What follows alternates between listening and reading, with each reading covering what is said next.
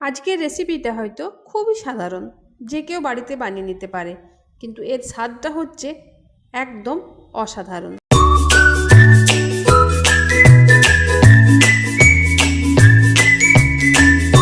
বাজারের কোনো নামি দামি মশলা এই রেসিপিতে ব্যবহার করা হয়নি। রয়েছে মায়ের হাতের স্বাদ, মায়ের হাতের ছোঁয়া। মায়ের কাছ থেকে এই রেসিপিটা শেখা আমার।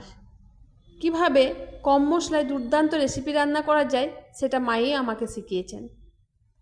আর তাই মায়ের রেসিপিটা আজকে তোমাদের সাথে শেয়ার করতে চলে এলাম। হয়তো তোমাদের দেখে খুবই সাধারণ মনে হচ্ছে রেসিপিটা, কিন্তু এইভাবে একবার বাড়িতে বানিয়ে দেখতে পারো, সেই অসাধারণ স্বাদটা কিন্তু চলে আসবে। তো প্রথমেই আমি ঢেঁড়সগুলোকে কেটে নিয়েছি। আগে ধুয়েছি, তারপর কেটেছি। সেটা তোমরা কম বেশি সবাই জানো। তো বন্ধুরা, যেগুলো ছোট সেগুলো আমি কিন্তু একটা টুকরো করে কেটেছি, আর যেগুলো বড় সেগুলো দু টুকরো করে কেটেছি। তোমরা তোমাদের পছন্দ মতো কিন্তু কেটে নেবে।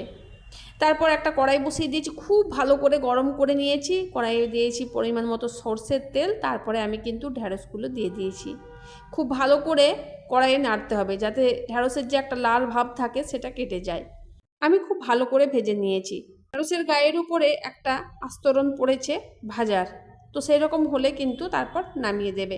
তারপর কড়াই গরম করে পরিমাণ মতো সরষের তেল দিয়েছি হাফ চা চামচ মতো পাঁচফোড়ন, হাফ চা চামচ মতো দিয়েছি এখানে গোটা জিরে, সামান্য পরিমাণে হলুদ। খুব ভালো করে গরম হয়েছে। তারপরে আমি দিয়ে দিয়েছি কেটে রাখা আলুগুলো আমি লম্বা লম্বা করে কেটে নিয়েছি। এই আলুগুলো কিন্তু আমার কড়াইয়ের মধ্যে খুব ভালো করে ভাজতে হবে। ওপরটা যাতে সোনালি কালার চলে আসে সেরকমভাবে ভেজে নেব কড়াইয়ের মধ্যে। তারপরে দিয়ে দিয়েছি আমি আদা গ্রেট করে, হাফ চা চামচ মতো এখানে আদা আমি দিয়েছি গ্রেট করে। তোমরা পেস্ট করে দিতে পারো, কিন্তু গ্রেট করে দিলে যে আদাগুলো থাকে সেগুলো যখন মুখে পড়ে তখন কিন্তু ভালো লাগে খেতে। তারপর আদাটা একটুখানি ভেজে দিয়ে দিয়েছি পরিমাণ মতো পেঁয়াজ কুচি দিয়ে আমি কিন্তু বেশিক্ষণ এখানে ভাজবো না।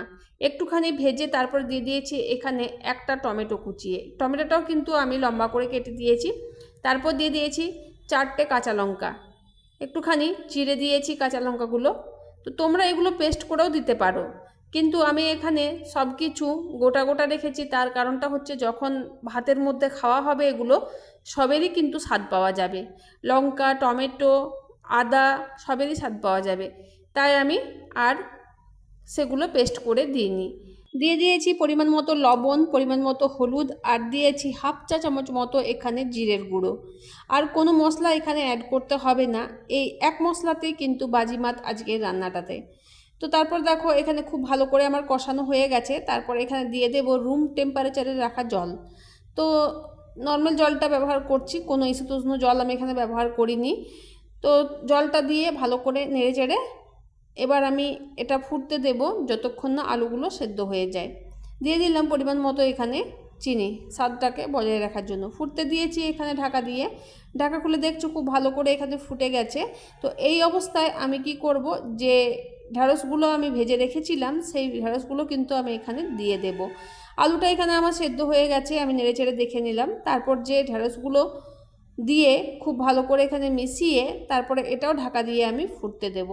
এই রান্নাটাতে আর কোনো মশলার কিন্তু প্রয়োজন নেই। তোমরা চাইলে এখানে নামানোর আগে একটুখানি ধনেপাতা ব্যবহার করতে পারো, কিন্তু আমার মাকে দেখেছি যে সবসময় কম মশলায় রান্না করতে, তাই মা কোনো বেশি মশলা ব্যবহার করতো না। আর মায়ের রান্নাটাই তোমাদের কাছে শেয়ার করতে এসেছি, সেই জন্য আমিও কোনো মশলা এখানে বেশি অ্যাড করিনি। সামান্য 1 চামচ জিরে গুঁড়ো দিয়েই কিন্তু আমি আজকে রান্নাটা সেরে নিয়েছি।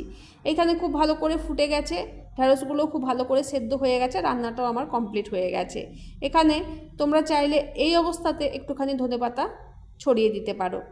তো আজকের রান্নাটা কেমন লাগলো, মায়ের হাতের ছোঁয়া, মায়ের হাতের স্বাদ তোমরা আজকের এই রান্নাটাতে পাবে। যদি ভালো লেগে থাকে লাইক, কমেন্ট, শেয়ার করো। পাশে থেকো বন্ধুরা। দেখা হচ্ছে তোমাদের সাথে আবার কোনো নতুন ভিডিও নিয়ে। ততক্ষণের জন্য তোমরা সবাই ভালো থেকো, সুস্থ থেকো। Tata, bye bye.